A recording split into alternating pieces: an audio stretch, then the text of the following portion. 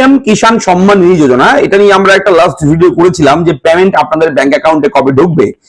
যে পিএম কিষাণ কিষাণ সমৃদ্ধি যোজনার যে টাকা বছরে 6,000 টাকা পাওয়া যায়, 2,000 করে 3টা কিস্তিতে যে টাকাটা দেওয়া হয় সেন্ট্রাল গভর্নমেন্টের পক্ষ থেকে, গোটা দেশের কৃষকরা কিন্তু এটা টাকাটা পায়।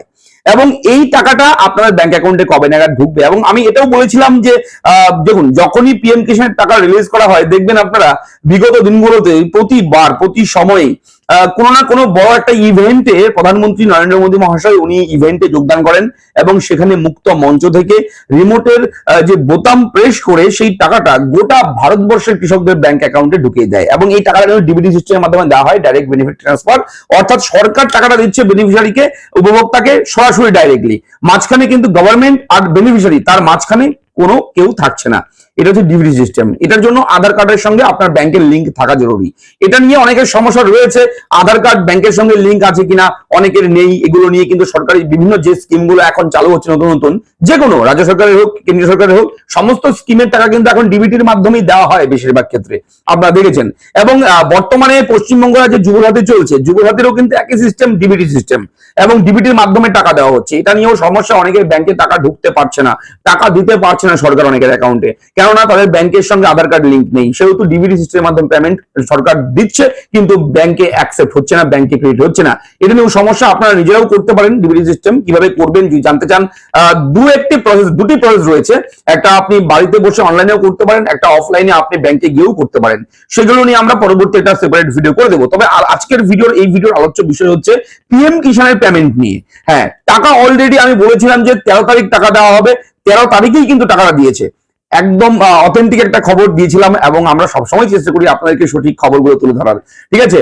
এবং গত 13 তারিখে ভারতের প্রধানমন্ত্রী মাননীয় নরেন্দ্র মোদী মহাশয় উনি কিন্তু আসাম রাজ্যে গিয়েছিলেন। গুয়াহাটি রয়েছে, সেখানে একটা ইভেন্ট ছিল, সেই ইভেন্ট থেকে কিন্তু সেই টাকাটা রিলিজ করা হয়। এবং এটা নিয়ে আমরা ভিডিও করেছি, ইভেন্ট নিয়েও ভিডিও করেছি, বলেছি যে এই ইভেন্ট হবে, এখান থেকে টাকাটা রিলিজ করা হবে। সেই মতো করে টাকাটা রিলিজ হয়েছে।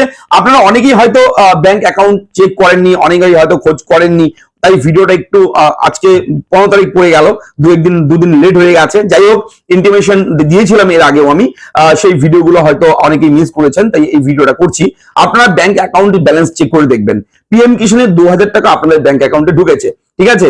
আমি স্ক্রিনশট শেয়ার করছি একটা, এটা হচ্ছে পেমেন্টের স্ক্রিনশট। এখানে স্পষ্ট করে লেখা রয়েছে ইওর অ্যাকাউন্ট, যে ব্যাংক অ্যাকাউন্ট নাম্বারটা সেটা লেখা থাকবে আপনার, যেরকম ভাবে টাকা ঢোকে, has been credited with RS অর্থাৎ rupees 2,000 for PM Kisan scheme on 13/3/2026। Central bank of India, এটা সেন্ট্রাল ব্যাংকের অ্যাকাউন্ট ছিল, যার অ্যাকাউন্টে ঢুকেছে টাকাটা।